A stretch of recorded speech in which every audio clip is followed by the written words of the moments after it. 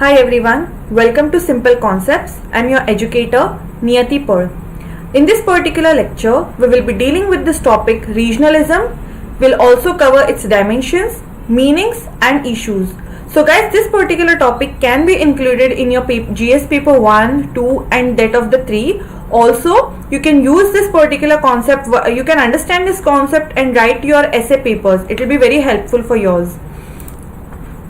So before we actually start up with this lecture, let me tell you all, आपको हमारे किसी भी concept पे जो भी हम लेक्चर्स इंक्लूड कर रहे हैं, डिस्कस कर रहे हैं, उनके अगर आपको नोट्स चाहिए हो in the PDF format, then you can join our Telegram group. The link of the group is given in the description below. If you are unable to find our group, then just go to your Telegram account, go to search bar and type Simple Concepts UPSC. There you will be able to get our group. Having said that, let's start with today's lecture. So, in order to understand regionalism, we need to know various dimensions of region. Region as a geographical unit is delimited from each other. Region as social system reflects the relation between different human beings and groups. Regions are an organized cooperation in cultural, economic, political or military fields. Region acts as a subject with distinct identity, language, culture and tradition. So regionalism is overall an ideology and political movement that seeks to advance the cause of regions. As a process, it plays a role within the nation as well as outside the nation, that is at international level. Now both types of regionalism have different meanings and have positive as well as negative impact on the society, polity, diplomacy, economy, security, cultural development, the overall development, the negotiations, etc. At the international level, regionalism refers to transnational cooperation to meet a common goal or to resolve a shared problem, or it refers to a group of countries such as Western Europe or Southeast Asia. These are linked by geography, history or economic features. These are used in census. Regionalism refers to attempts of reinforce the links between these countries' economic features. Now the second meaning of the term regionalism at national level refers to a process in which sub-state actors become increasingly powerful. Power devolves from central level to regional governments. These are the regions within the country distinguished in culture, language and other socio-cultural factors. Now we will deal in detail about regionalism within the nation with respect to India only, and then we will discuss about regionalism at the international level. Now if we go to speak about regionalism within the nation, if the interest of one region or a state is asserted against the country as a whole or against another region or state in a hostile way, and if a conflict is promoted by such alleged interest, then it can be called as regionalism. Now if someone is aspiring or to make a special efforts to develop one state of region or to remove poverty and make social justice there, then that cannot be called as regionalism. So regionalism doesn't mean defending one's federal features of the constitution. Any demand for separate state, autonomous region or for a devolution of power below the state level is also sometimes confused as regionalism. Now speaking about regionalism within India, the roots of regionalism in India is manifold diversity of languages, culture, ethnic groups, communities, religions and so on. And it is encouraged by regional concentration of those identity markers and fueled by a sense of regional deprivation. For many centuries, India remained the land of many lands, regions, cultures and traditions. For instance, southern India, the home of Dravidian cultures, which is itself a region of many regions, is evidently different from the north, the west, the central and the northeast.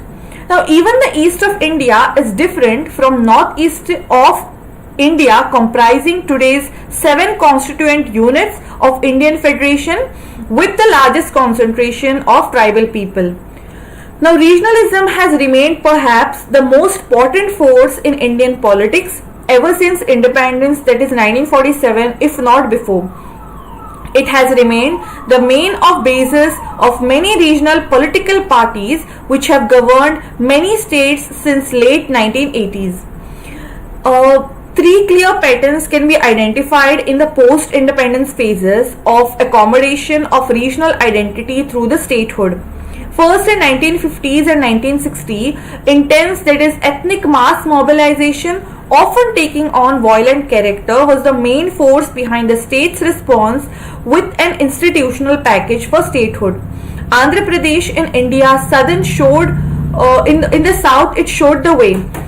The fast on unto the death in 1952 of the legendary Telugu leader Potti Shri Mallu for a state for the Telugu speakers out of the composite Madras presidency moved an otherwise reluctant Jawaharlal Nehru, a top nationalist leader, and it was followed by a state reorganization commission under Fazil Ali, paving way for State Reorganization Act 1956.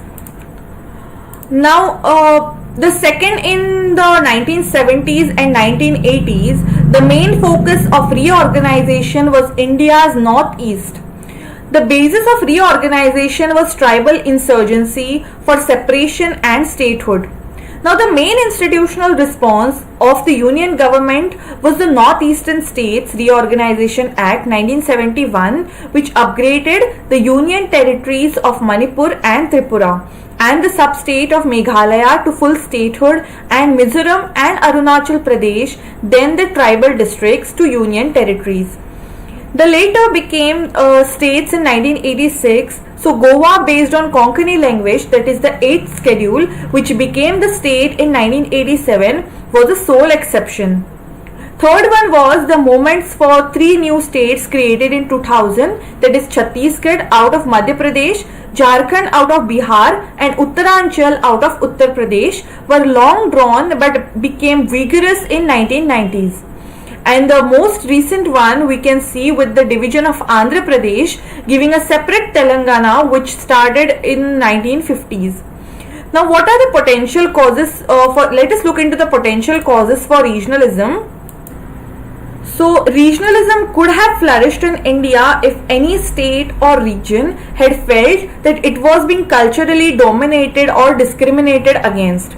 Regional economic inequality is a potent time bomb directed against national unity and political stability.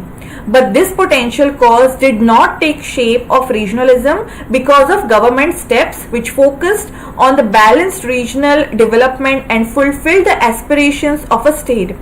Few of them are Industrial Policy 1956, National Integration Council 1961, Transfer of Financial Resources to Poorer States on the recommendation of Finance Commission. Now, planning became an important tool through Planning Commission and 5 years plan, but the new government is planning to devolve the planning power to the respective states so that they can do planning with the real-time approach of their respective needs and requirements. Now, speaking about the central government, it has categorized states on the basis of backwardness and accordingly gives grants and loans. In September 2013, Raghuram Ranjan recommended a new index of backwardness to determine which state needs special help from central government. It composed of 10 equally weighted indicators, and according to that, Orissa and Bihar are the most backward states.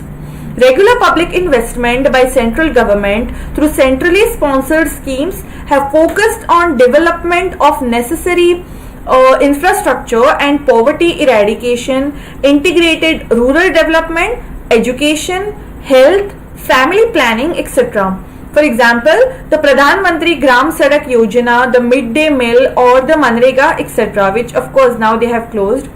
So, government at center and states gives incentives to private players to develop in the backward states through subsidies, taxations, etc. Nationalizations of banks, granting new banking licenses, making mandatory for banks to open rural branches are few other steps to inclusive development and balanced regional development. There are certain dispensaries at the implementation part of these schemes. Few areas have been neglected like irrigation, which has created agricultural disparity. Rain-fed and dry land agriculture also have neglected, which became cause for suicide of farmers in various states, like for example Maharashtra. In reality, the interstate industrial disparity, agricultural disparity, number of BPLs, etc. are decreasing. But more actions are needed to completely eradicate these disparities. Now let us focus on to our next slide. So now the question comes, why regional disparities still persist? First one, here are some of the reasons which you can easily see on your screens. First one is low rate of economic growth. We'll be discussing one by one in detail. So speaking about low rate of economic growth, the economic growth of India has been fluctuating since independence, as we all know. But with respect to high population growth, the economic growth has not been enough to catch the development with full speed. In the last decade, the economic growth was progressive, but now they are railing under the influence of world economic crisis and the other bottlenecks of domestic level. Speaking about socio-economic and political organization of states, the states have been unable to do the adequate land reforms and the feudal mentality still persist. Speaking about Bhudan and Gramdan movements, after independence, they were not enthusiastically carried, and even land under land banks were not efficiently distributed. The political activities in the backward states were limited to vote bank politics and scams. Next reason is a lower level of infrastructural facilities in backward states. So the level of infrastructural development such as power distribution, irrigation facilities, roads, modern markets for agricultural produce has been at backstage. All these are states list subjects. Next reason is low level of social expenditure by states on education, health and sanitation. So the subjects are core for human resources development. The states which have invested heavily on these subjects fall under the developed and advanced states. For example, Tamil Nadu, where healthcare services in primary health center is a benchmark for the other states.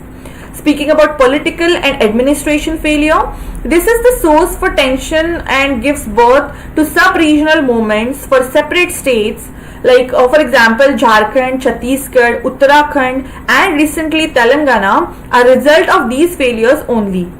Many such demands are in the pipeline such as Vidarbha, Saurashtra, Darjeeling and Bodoland, etc. These failures also weakens the confidence of private players and they do not attract investors in the state.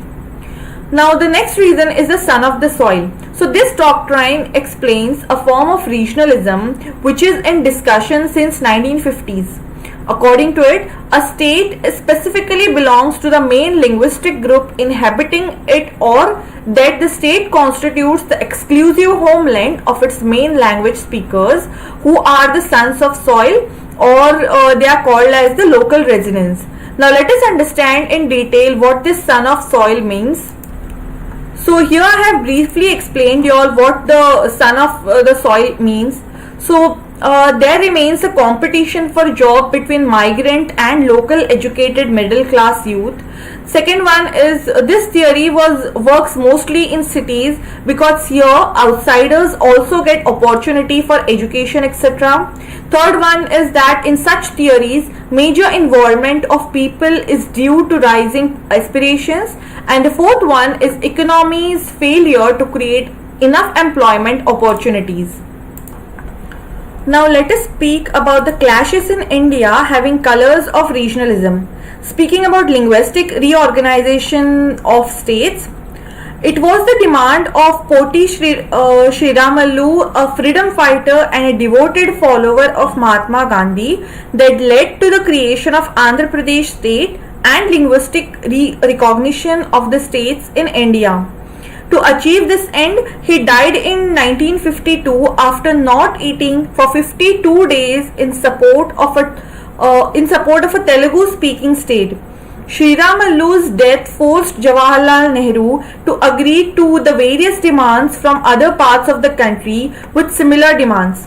Consequently, in 1954, a states reorganization committee was formed with Fazl Ali as its head, which recommended the formation of 16 new states and 3 union territories based on the language.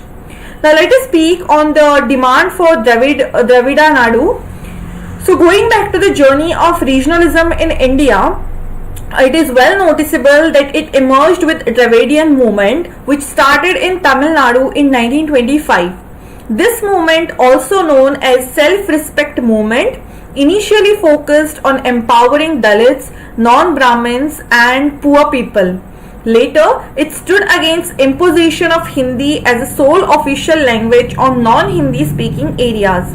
But it was the demand craving out of their own Dravidian or Dravida Nadu, which made its secessional movement. As early as 1960s, the DMK and the Non-Tamil organization a joint campaign throughout Madras state demanding its succession from India and making it an independent sovereign state of Tamil Nadu. Now, DMK proposed that the states of Madras, Andhra Pradesh, Kerala and Mysore should be seceded from the Indian Union and form as an independent republic of Dravida Nadu. Let us now understand the Telangana movement for now. So guys, in the years after the formation of Andhra Pradesh state, people of Telangana expressed dissatisfaction over how the agreements and guarantees were implemented. Discontent with 1956 Gentleman's Agreement intensified in January 1969 when the guarantees that had been agreed on were supposed to lapse. Students' agitation for the continuation of agreement began at Osmania University in Hyderabad and spread to the other parts of the region. Government employees and opposition members of the state legislative assembly threatened direct action in support of the students. This movement since then finally resulted last year's one separated state of Telangana. It should be noted that roots of disparity in the two regions was in colonial rule. Andhra was under direct rule of Crown while Telangana was ruled by Nizam of Hyderabad, who was not so efficient ruler. So over the time, Andhra got more developed in comparison to Telangana. Speaking about Shiv Sena against Kannadigas, so in 1966, Shiv Sena in Maharashtra launched its agitation against Kannadigas in the name of Marathi pride. The first targets of his agitations were the South Indians, who were the workers of Udupi hotels in Mumbai. This agitation was labelled to be retaliation of the Lathi charge on Marathi speaking people in the border areas. Speaking about Bodo land demand within Assam, so the Bodo agitation is led by Assam Bodo Students Union, which is demanding a separate state and has resorted to wide-scale violence. The series of crippling bans to pursue their demand. One of the basic reasons Assam agitation is because of the expansion of education, particularly the higher education, but not industrialization and other job creation in creating institutes, is increasing the army of educated youths in the backward regions. These frustrated young men are allured by the movements against the inflow of people from the other countries and states. On the other hand, these unemployed youths are also attracted by the caste, communal and other sectional agitations fighting for the protection of the rights of sectarian lines. Let us now understand something about Khalistan movement in brief.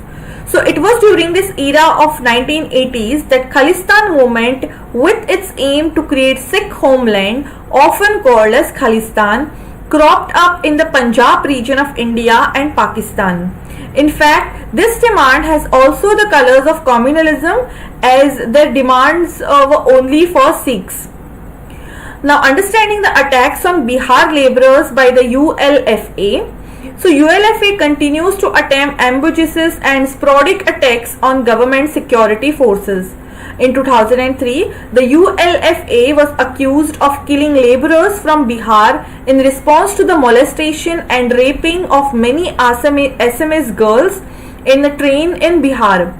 This incident sparked off anti-Bihar sentiments in Assam, which withered away after some months though. So on August 15, 2004, an explosion occurred in Assam in which 10 to 15 people died, including some school children. This explosion was reportedly carried out by ULFA. The ULFA accepted responsibility for the blast. This appears to be the first instance of ULFA admitting to public killings with an incendiary devices. In January 2007, this group once again struck in Assam, killing approximately 62 Hindu-speaking migrant workers, mostly from Bihar. On March 15, 2007, ULFA triggered a blast in Guwahati, injuring 6 persons as it is celebrated as Army Day. Now let us understand briefly the MNS targeting the North Indians. So it was in 2008 that Maharashtra Navanirman Sena, or we can call it as MNS, the workers began their violent agitation against the North Indians, the workers from MNS. So Bhojpuri films were not allowed to run in the theatres of Maharashtra. The targets were vendors and the shopkeepers from North India in various parts of Maharashtra. Speaking about the interstate disputes, so this is another form of regionalism in India that has founded expression in the form of interstate disputes. There are disputes, boundary disputes from examples between Karnataka and Maharashtra on Belgaum, where Marathi speaking population is surrounded by Kannada speaking people. Between Kerala and Karnataka as Kasargod between Assam and Nagaland on Renegamma Reserved Forest. There is a dispute over Chandigarh in Punjab and Haryana. So in the first important dispute regarding the use of water sources was over the use of water resources of 3 rivers, mainly Narmada, Krishna and Kaveri, in which states of Madhya Pradesh, Rajasthan, Gujarat and Maharashtra were involved. So disputes arose between use of Kaveri waters among the states of Tamil Nadu, Kerala and Karnataka. Another dispute arose among the states of Maharashtra, Karnataka and Andhra Pradesh over the use of distribution of waters of the Krishna river. So disputes between Punjab, Rajasthan and Himachal Pradesh over the use of waters of Ravi river.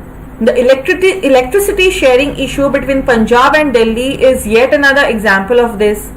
So speaking about creation of new states in 2000, so in 2000, the Government of India, pursuant to legislation passed by the Parliament during the summer, created 3 new states, that is Chhattisgarh, Uttaranchal and Jharkhand, reconstituting Madhya Pradesh, Uttar Pradesh and Bihar respectively. So both the ruling BJP and the opposition Congress party supported the formation of states. The basic of creating the new states is socio-political and it is not basically linguistic. Let us now understand the positive and negative impacts of regionalism in India. So speaking about positive impacts, the scholar believes that regionalism plays an important role in building of the nation. If its demands of the regions are accommodated by the political system of the country. Regional recognition in terms of statehood or state autonomy gives self-determination to the people of that particular region and they feel empowered and happy.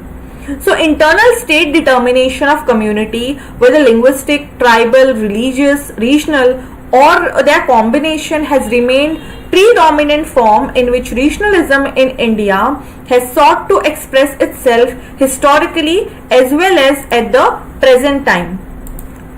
So guys, regional identities in India have not always defined themselves in opposition to and at the expense of the national identity. Noticed a democratic effect of such processes in that India's representative democracy has moved close to the people who feel more involved and show greater concern for institution of local and regional governance. For example, we can discuss this example of Tripura Tribal Autonomous District Council or TTADC. I repeat it again. Tripura Tribal Autonomous District Council.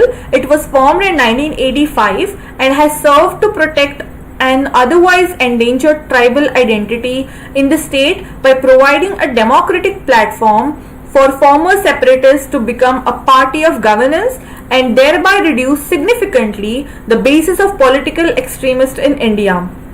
In the state. So in such political setup, there always remains a scope of balanced regional development. The socio-cultural diversity is given due respect and it helps regional people to practice their own cultures too.